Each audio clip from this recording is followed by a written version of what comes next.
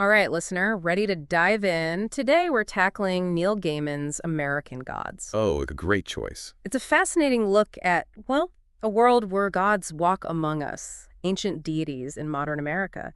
And through all that, Gaiman digs into some really powerful questions about immigration and belonging. Like, what happens to these gods, these powerful figures, when they're forced to adapt to a whole new world?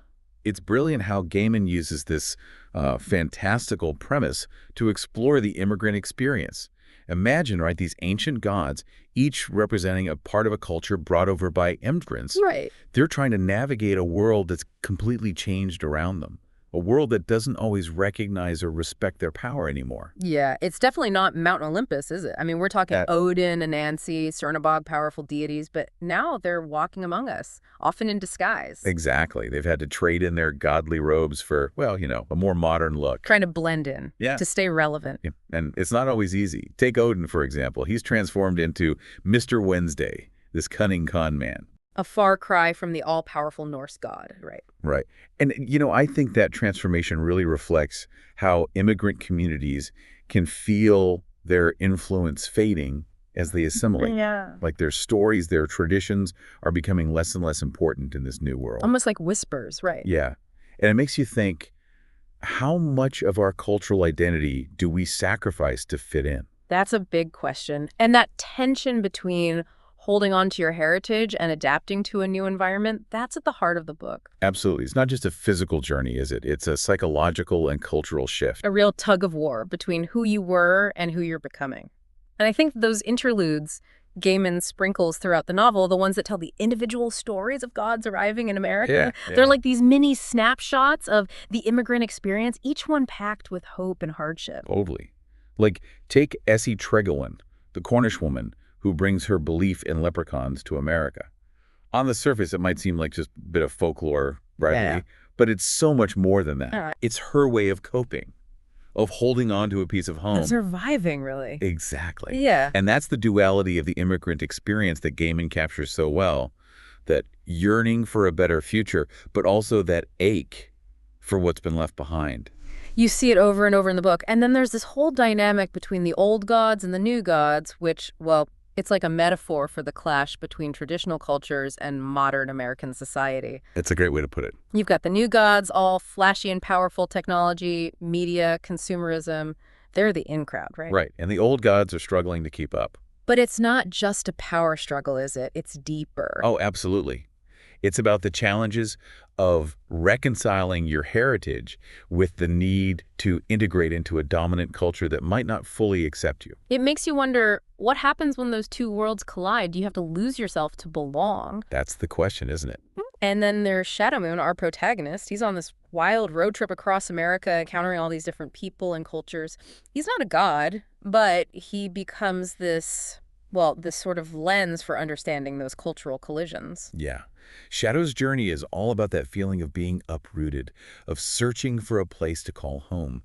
And what I love about Gaiman is he doesn't give us easy answers. No, he doesn't. He wants us to grapple with these questions, to really think about what it means to belong. Is it about clinging to the past? Is it about embracing change? Or is it something else entirely? It's like Gaiman is holding up a mirror to America, showing us both the beauty and the challenges of this ever-evolving mix of cultures. And he's challenging us to think about the stories we tell ourselves, the stories that shape our understanding of who we are and where we belong. It's deep stuff. It is. And that's what makes this deep dive so fascinating. We're not just talking about gods and monsters. Yeah. We're talking about what it means to be human in a world that's constantly changing. It's striking how Gaiman uses the old gods to show not just cultures, but ways of life that are fading in America today, like Cernabog, that Slavic god of darkness. Oh, yeah. He talks about working in a slaughterhouse, right?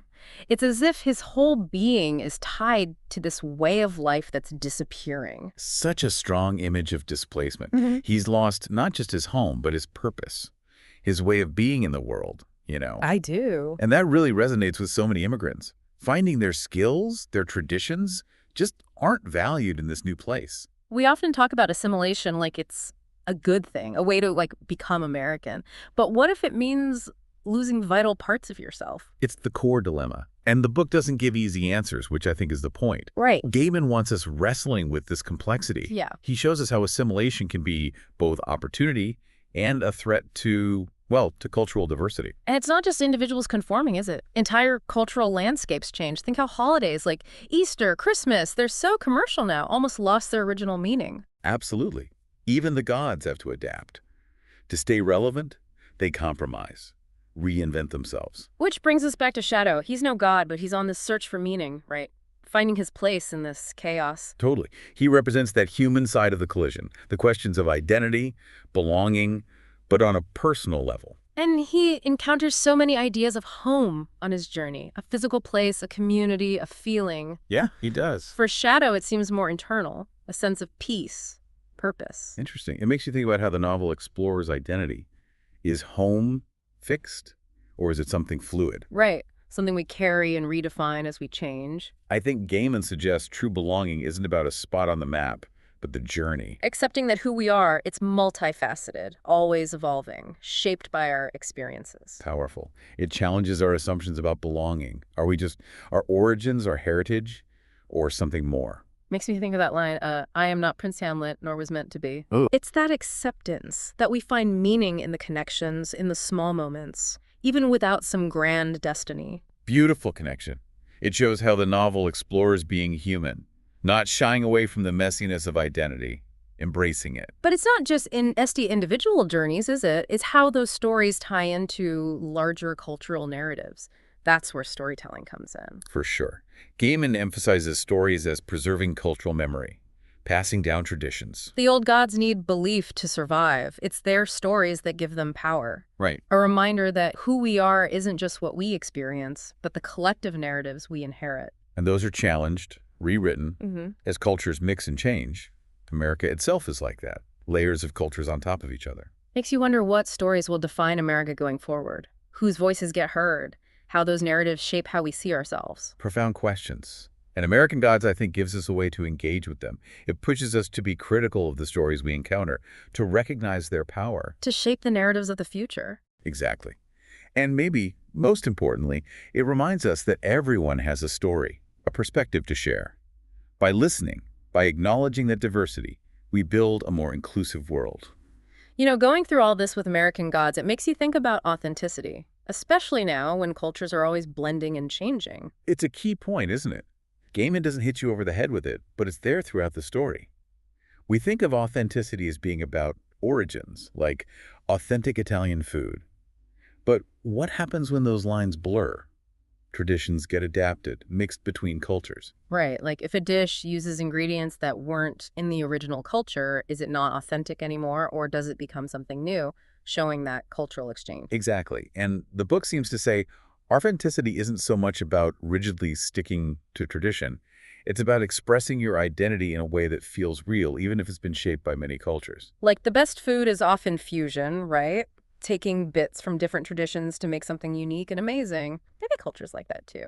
I like that. It shows how dynamic culture is. It's not erasing differences, but weaving them together, making something richer. But then it makes you wonder, what happens to the old ways as this happens? Do they just vanish? Or do they find new ways to exist? That's where memory and storytelling become so important. Gaiman reminds us that even as the world changes, we have the power to keep those stories alive. So it's not about locking traditions away in museums. It's about making them part of our lives, finding ways for them to mean something today. Yes. And you see Shadow struggling with that, right? Trying to figure out who he is, using pieces of the past while making his own path. And maybe that's what Gaiman is saying. Belonging isn't about going back to some fixed starting point. It's about accepting that we change. Our identity is fluid, shaped by where we come from, and what we experience now. That's a great way to put it. And gets to the heart of why this book resonates with people. It's not just a fantasy story. It's about what it means to be human when everything's in flux, when the ground is always shifting under you. So, as we wrap up this deep dive, what's the one thing you hope our listener walks away with from our look at American Gods? I'd say embrace the complexity. The world's this mix of cultures always moving and changing. Don't try to force it into neat boxes. See the beauty in that mix. And remember, your own identity is part of it, shaped by all the stories that came before. Like we're all in this big story and we each get to add to it. And maybe by listening to each other, truly listening, we can make a world where everyone belongs, where the old and new, they don't clash, they exist together. Nicely put. And on that note, dear listener, we've reached the end of our deep dive into American gods. We hope you've enjoyed the journey and that it's given you something to think about. Until next time, keep exploring, keep questioning, and keep seeking those connections that make us all part of something bigger.